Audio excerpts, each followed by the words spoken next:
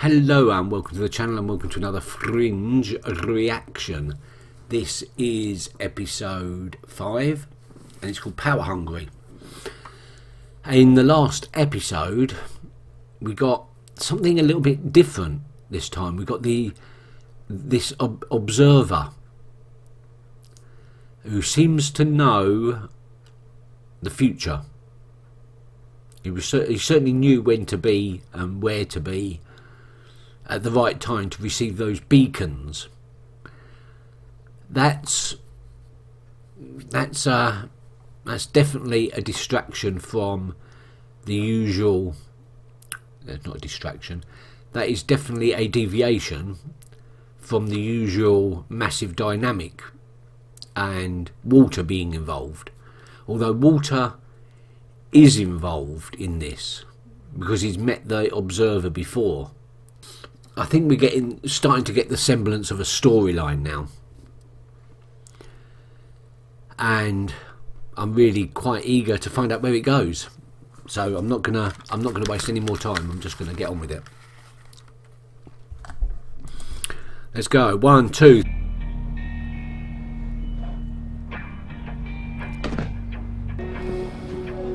Oh, look at yourself. Tuck in your shirt. Put a comb through your hair, for God's sake. Oh my God. There is son. He always takes care of his appearance. She's a bundle of joy, isn't she?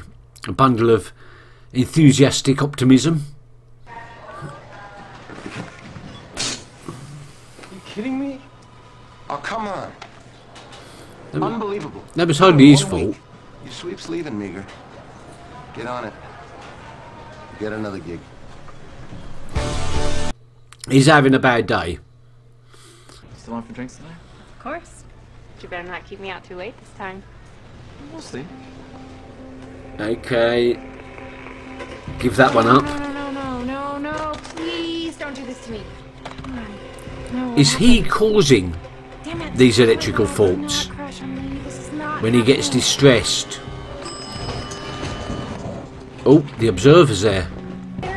No, the elevator's going to break down now. Gotta find an IT guy. This is a disaster. Oh, you dropped it. Oh, that's gonna... That doesn't look good.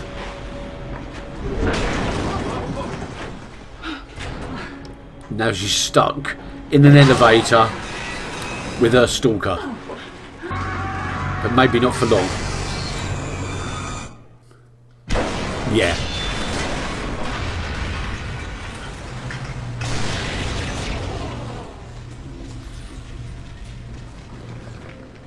Did anyone survive that? Surely not. So he gets angry and he causes electrical things to malfunction.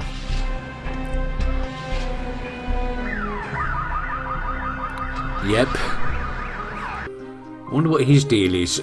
All this intriguing.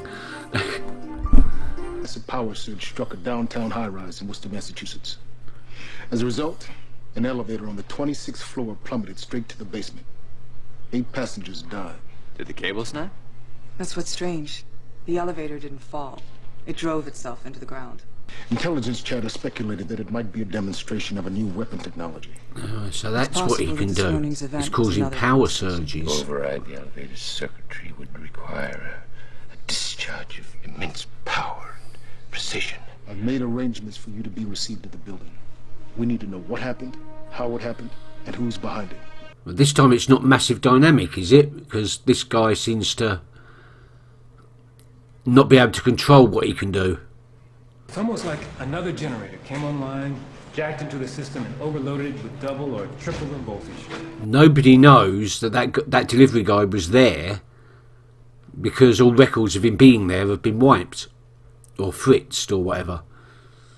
Hey, Ron wanted to see you. Have yet been released. Dropped 26 stories to their death when the building's elevator system failed catastrophically. What's wrong with you? Now looking into possible answers as to why the emergency break. You look sick. No one.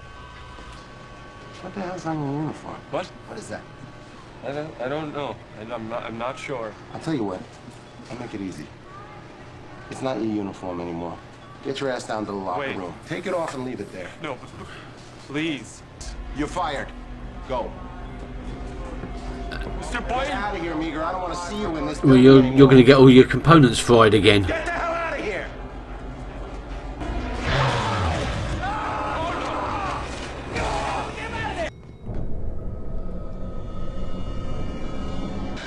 It's okay. It's okay. It's just me.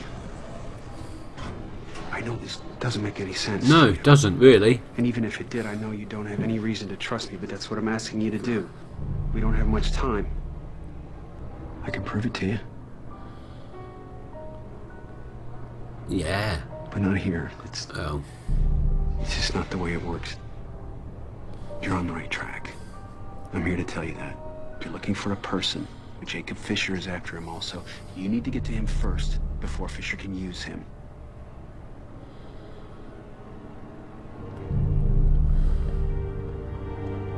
So she's getting help. I was going to say help beyond the grave, but he's not really beyond the grave, is he?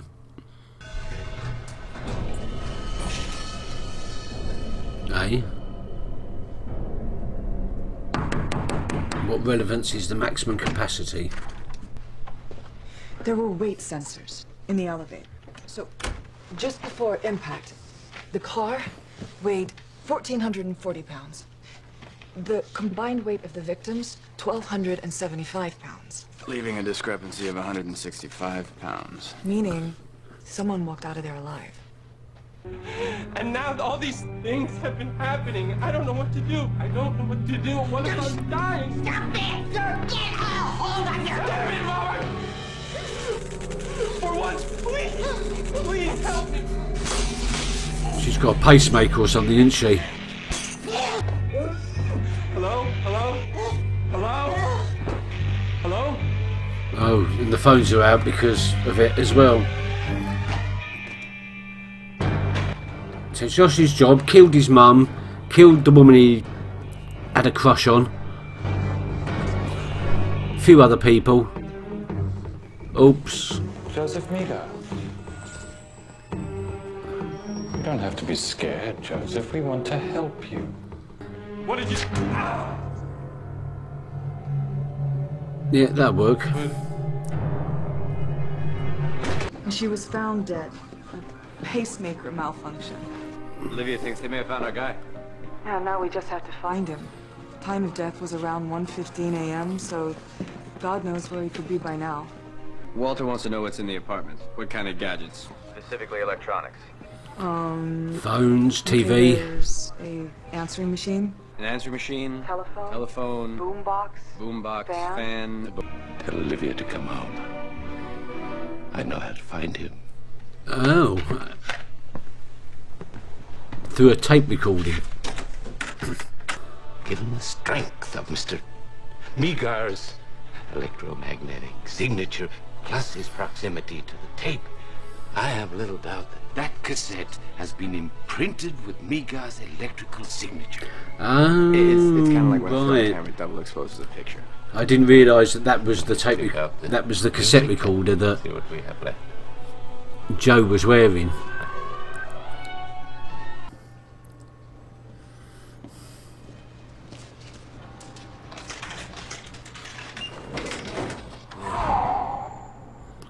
Oh, it's John back again. No. Oh, there he is. I didn't betray you. You know that. In your heart. Well, you did. You know I wasn't the one. And we're in. And there are the birds. And they're sticking together. I don't see them. Yeah, we lost the birds. They're going northwest towards Mill Street. All right, we got it. I see him. Aren't you glad you got the car washed?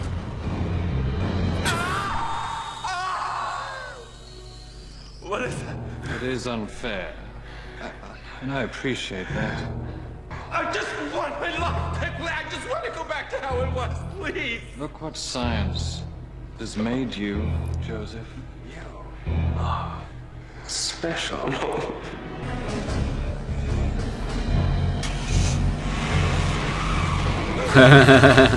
He's learning to control it. Get those hands up. Just setting up all the vehicles.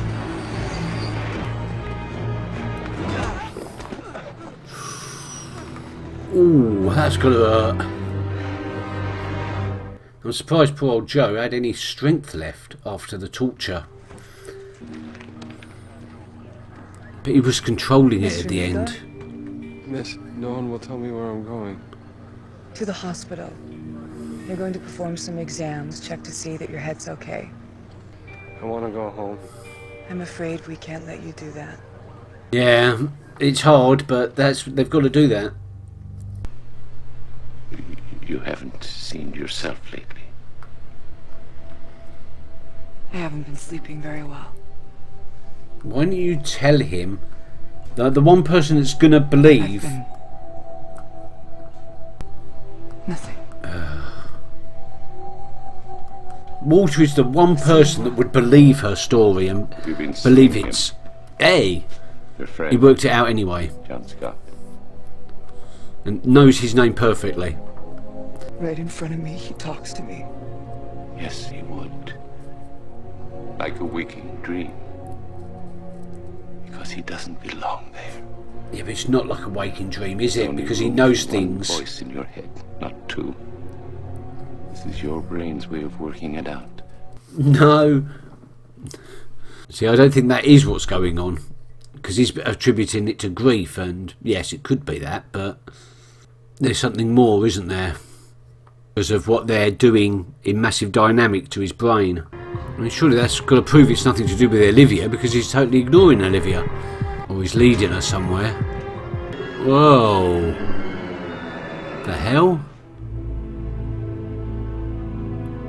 A secret storage unit?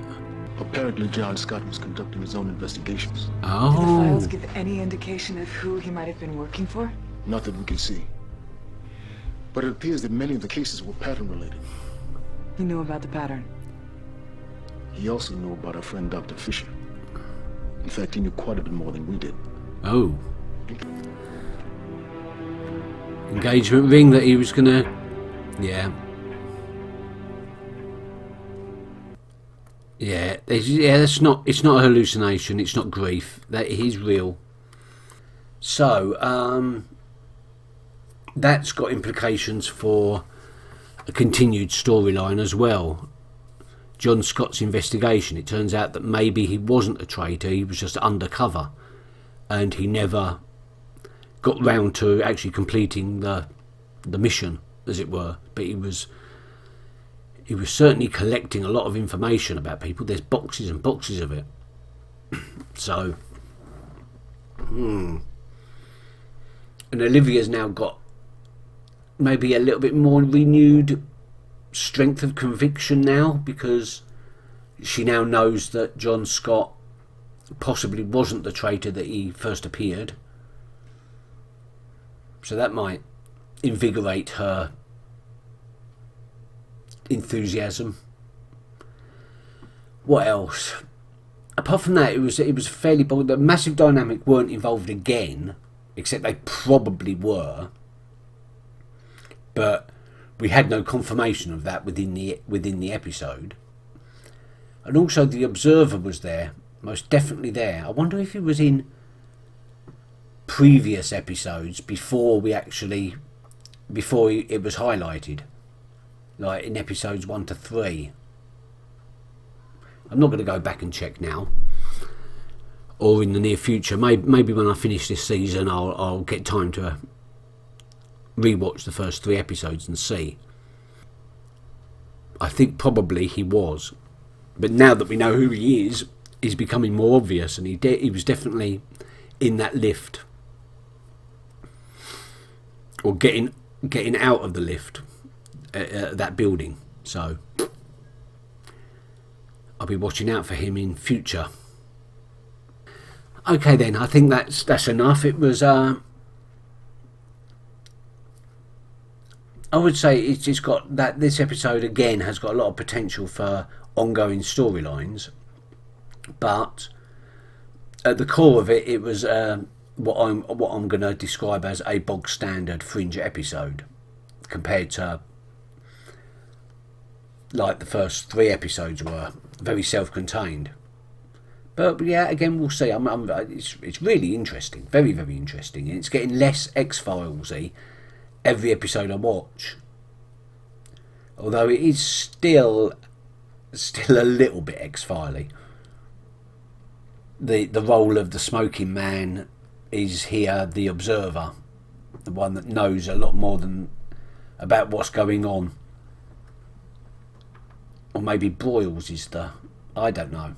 It's probably a stupid idea to compare the 2 programmes. They're 20 odd years apart for a start. I don't know what I'm rambling on about. Okay, thank you very much for watching this episode, and I'll catch you next time. Until then, keep well.